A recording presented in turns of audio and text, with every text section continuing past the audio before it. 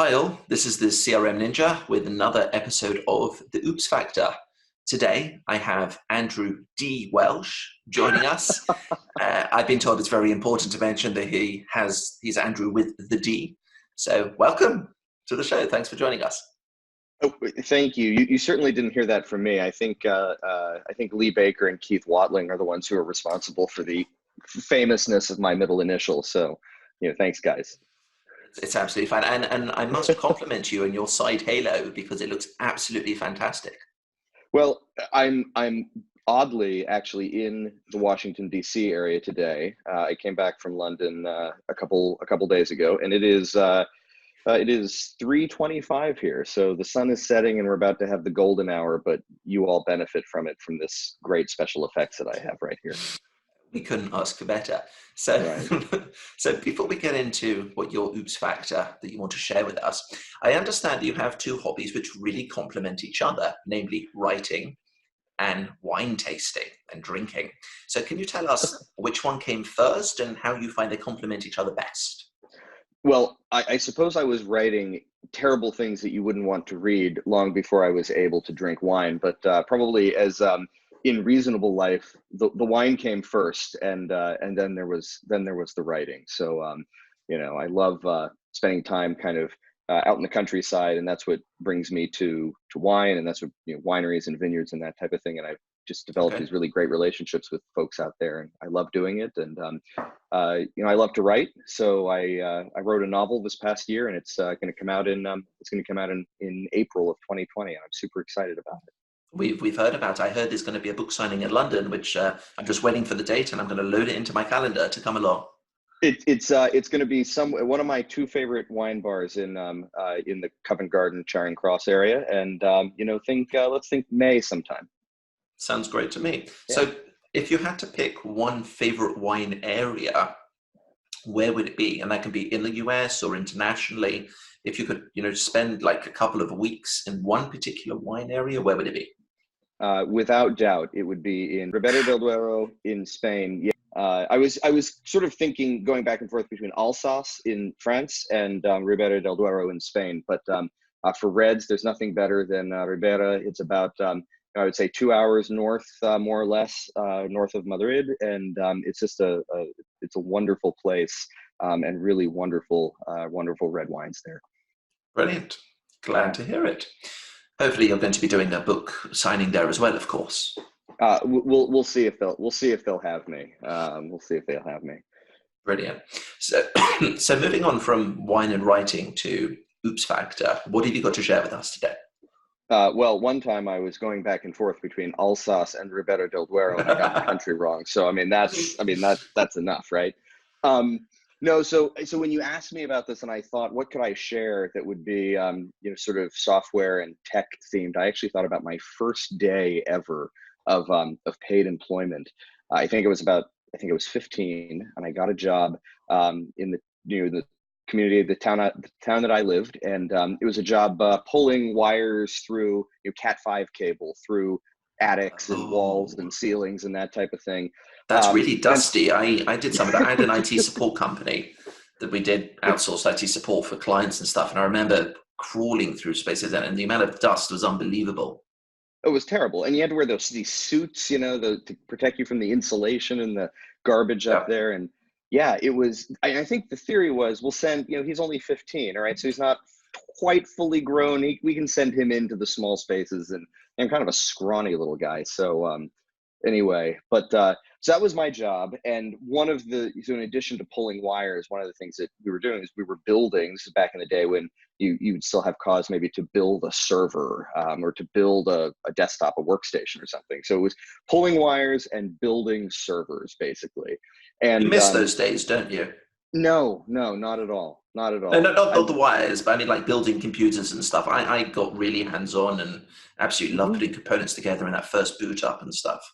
Oh yeah, I mean there was nothing like it, and it's sort of a thing that we now have with apps, right? So we build an app, and there's nothing like once you've got kind of your data model put together and you see the thing working for the first time. And it's sort of that same idea, right? That That's we very get true. Yeah, I mean, people who do what we do, we get to build things. We get to build useful things, hopefully, and if we're lucky, they're beautiful too, and it's neat. But yeah. Okay. So So what so went my wrong on the first day?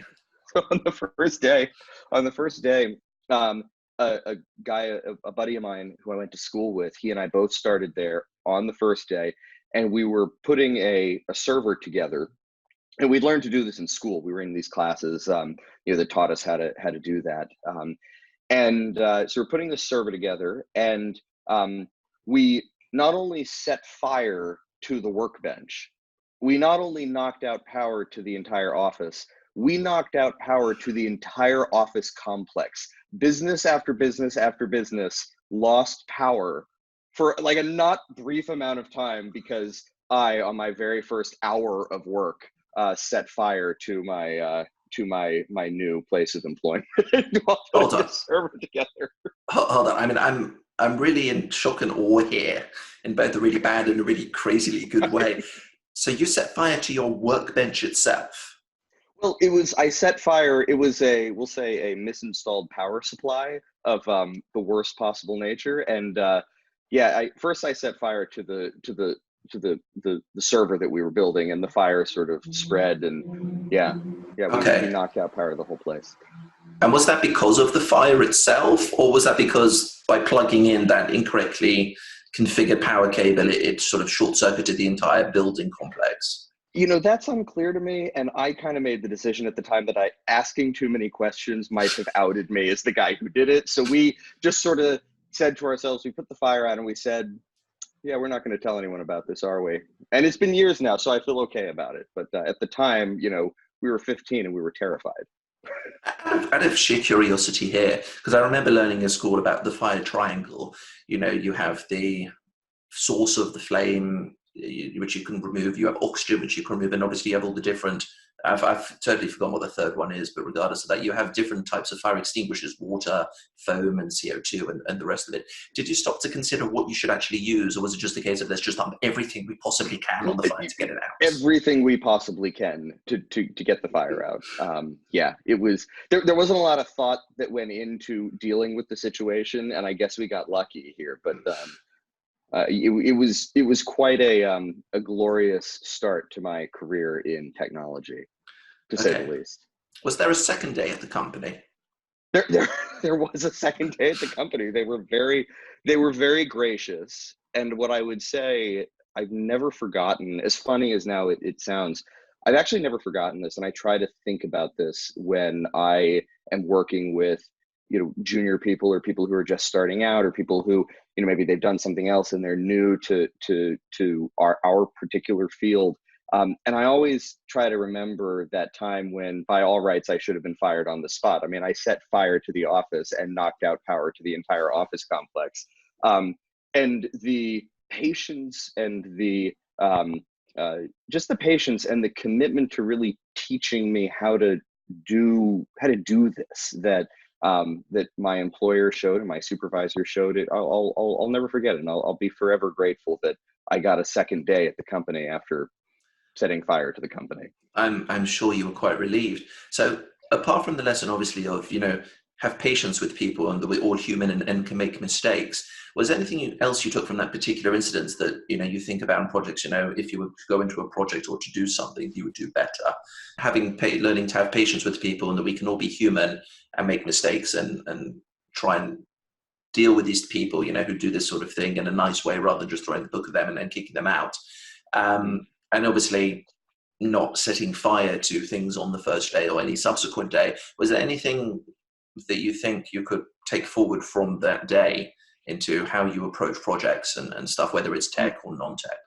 Yeah, I think that it is everything that you just said, but with a specific application to how we take care of and we look out for newcomers and Okay. our more junior colleagues. So I tell everyone on my team all the time, I say, if you are not mentoring, you're either brand new or you are mentoring someone. And if you've been here for more than a day and you're not mentoring someone, you're not doing your job. And I don't just mean sort of like that perfunctory mentoring that happens in a lot of places, but really being really invested in what happens to people who haven't been doing this as long as you have, or maybe, you know, maybe who don't know or have quite the experience that you have, that makes your most important job to teach them and to help them to not set fire to whatever it is that they're working on and to really be successful in the end.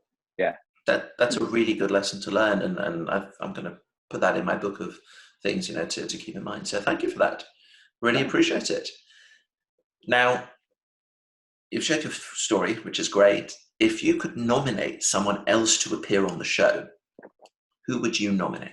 The caveat is I may ask you for an introduction, so, you know, keep that in mind. But who would you want to appear on the show to share their Oops Factor story? Oh gosh. I think I'm going to go with, and I spent a lot of time with him last week. I think I'm going to go with Lee Baker. And the reason have you had Lee on the show yet? I haven't had him yet. I've told him about the Right. show, but I haven't got him, so it's a valid nomination. Right. So the reason I'm going to nominate Lee, and I want him to know this, right, is that he so enjoys having a go at me about whatever it might be. I really, really want to know about something that he feels he's screwed up with. I'm dying to know. Oh, so you're using my show as ammunition against him. Got it. Okay, Yes, fine. exactly. I can't wait. I can't wait. Brilliant. Well, I'll reach out to Lee. I'll tell him that you've nominated him, and we'll see where we go. And tell him why. Tell him why. I want to Of know. course, I will ensure he tells. I mean, look, he'll see this video at some point. So I'm sure he'll be great. He's not quite as interesting as probably anyone else you've had on the show, but he'll do fine. I'm sure he will do fine. Well, once again, thank you so much for coming on the show. It's been great to have you. Yeah, thank you. And I'll see you at the next happy hour. So. Oh, definitely. So, viewers, we hope that you've enjoyed this. Please feel free to subscribe to the Oops Factor playlist and to the YouTube channel and the blog. If you have an interest in coming on yourself, please feel free to fill in the form below, and we'd love to have you on it. Have a great day, everybody. Take care, everyone. Thanks.